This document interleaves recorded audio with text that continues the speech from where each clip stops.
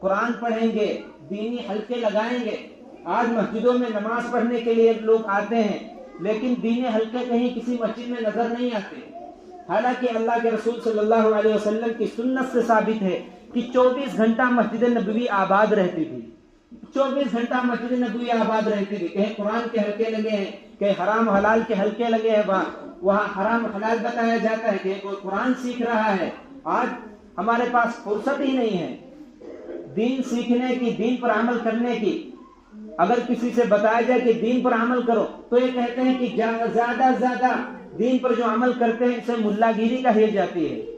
جو زیادہ دین پر عمل کرتے ہیں نمازیں پر، یہ ملا گیری ہے۔ یہ ملا گیری نہیں ہے، بلکہ یہ اللہ کا جن کے دل کے اندر ڈر ہے وہ اللہ کے حکم پورا کرتے ہیں۔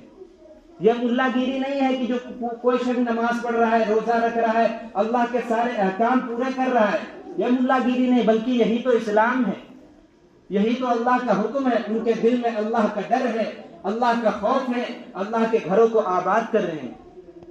اور جن کے دل میں اللہ کا ڈر نہیں ہے، خوف نہیں ہے، وہ اسلام سے اور دین سے، اللہ کے احکام سے دور ہیں۔ یہی تو اللہ نے قرآن کے اندر فرمایا تھا وَإِنَّهَا لَكَبِيرَةٌ إِلَّا عَلَى الْخَاشِعِينَ۔